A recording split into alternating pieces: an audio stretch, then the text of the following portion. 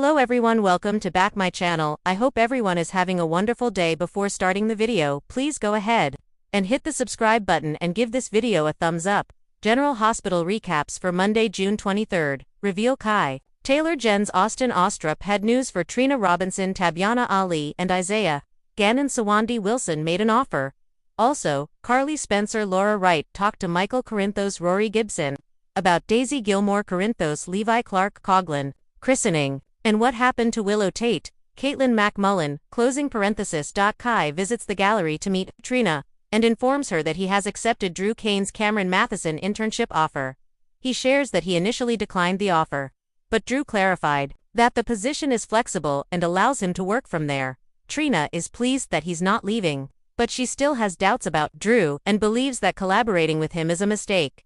Kai understands that her parents have had negative experiences with Drew, but he feels that the congressman has always treated him well. His future is now full of possibilities, and he thinks politics could be a path for him.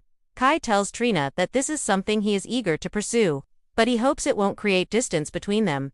He values her concern, but he feels he must rely on his own judgment, and this is a fantastic opportunity that he cannot pass up.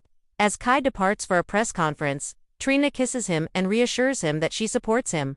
However, she appears anxious and worried he doesn't realize what he's getting into, and she decides to make a call. Trina calls her father, Curtis Ashford Donald Turner, and asks him to meet him at the gallery. In the hospital locker room, Portia Robinson Brooke Kerr settles onto a bench with a sigh as Gannon approaches her, wearing nothing but a towel. After completing a grueling 16-hour shift, she barely has the strength to head home. While he gets dressed, he inquires if she might be overloaded with work. Portia confesses that she is deliberately avoiding returning home. Gannon proposes that she might benefit from a little distraction. He warns her that without some rest or a diversion, she end up exhausting herself. He extends an invitation to show her a good time, aiming to help her achieve a healthier work-life balance. Elsewhere, Carly asks Michael about Daisy's christening. His thoughts are clearly elsewhere. He feels happy about Daisy, but this celebration seems almost cruel to Willow. The kids miss her, and she has lost everything. Carly reminds him that Daisy is worth celebrating, and he has nothing to feel guilty about. They both feel relieved about how things have turned out. But he still struggles with how broken Willow was. His mom tells him that love doesn't disappear overnight. He hopes she will eventually be around the kids. The issue is Drew. Carly discusses how awful Drew's betrayal was. Michael finds him despicable and believes Willow needs to recognize that, and Michael's determined to remove him. If he can make her see that Drew made her lose the kids, that should work. Back at the pool, Nina Reeves, Cynthia Watros, is shocked to learn that Willow is marrying Drew. Willow explains that this is her way to regain custody of her children. She admits that it's not entirely a legal move. She genuinely loves Drew and plans to be with him. Nina believes the judge will think they are just marrying to manipulate the system, and Willow mentions that Martin Gray, Michael E. Knight, suggested it is a legal approach. Her mother advises her to hold off on the marriage for now. If she wants to convince the judge that their marriage is genuine rather than strategic, she should organize a real wedding. Willow recognizes her mother's perspective, yet the thought of being away from her children is intolerable. Nina steps in to assist her in crafting the wedding she has always envisioned. Willow responds that she will think it over and then departs. Upon encountering Carly, Nina expresses the urgency of contacting Michael right away, or else Willow might proceed with her marriage to Drew, and asks Carly to work on him about joint custody. They brainstorm strategies to eliminate Drew from Willow's life, with Nina asserting that the sole answer is to let Willow reunite with her kids, requiring Drew to stay away. Jordan is taken aback when she sees Curtis swimming during the workday. She informs him that she can now afford a larger place and is planning to move. They reminisce about the life-and-death situations they faced together and remember their sweaty stakeouts without air conditioning.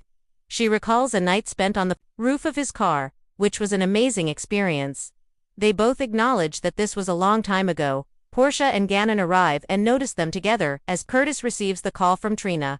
Portia tells Gannon that it seems like her husband and his ex are acting inappropriately. Gannon confesses that he briefly dated Jordan. Portia shoots a glare at Jordan. When Gannon suggests they leave, Portia refuses and points out that Curtis hasn't even noticed her presence. He then gets a work call and steps away. Michael is taken aback when Willow arrives at Carly's place. She confesses that she was stunned by his full custody award. and it deeply affected her. He shares he was equally surprised. Willow expresses her desire for them to stop hurting each other, and he concurs.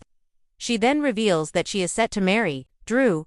Meanwhile, Curtis hurries to the gallery, where his daughter tells him that Kai has accepted Drew's internship offer.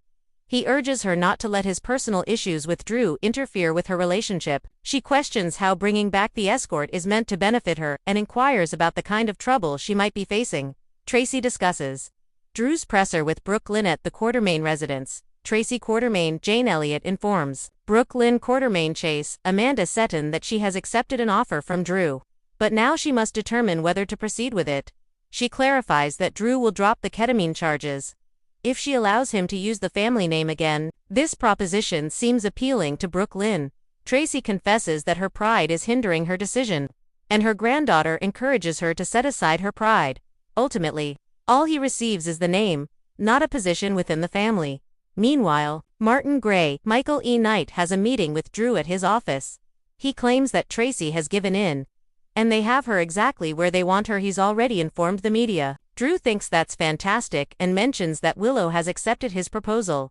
Martin is pleased to hear this. Drew is eager for Willow to take his last name, and Tracy, Harrison Chase, Josh Swickard, and Brooke Lynn make their entrance.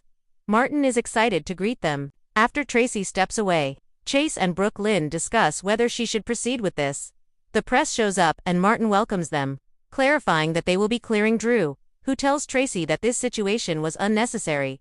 She responds that gloating doesn't suit him, and he retorts that it doesn't suit her either. This is just more evidence that he's a true Quartermaine.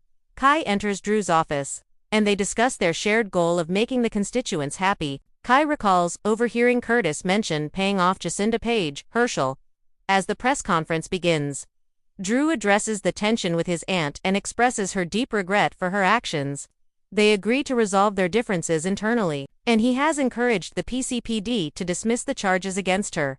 When Tracy stands up, she attempts to read the statement prepared by Martin but falters, struggling to refer to Drew as Quartermaine. She declares that Drew is a disgrace to the family and should be removed from office on live TV, and everyone is shocked. Thanks for watching this video, and please subscribe our GH News 24 YouTube channel for more update news.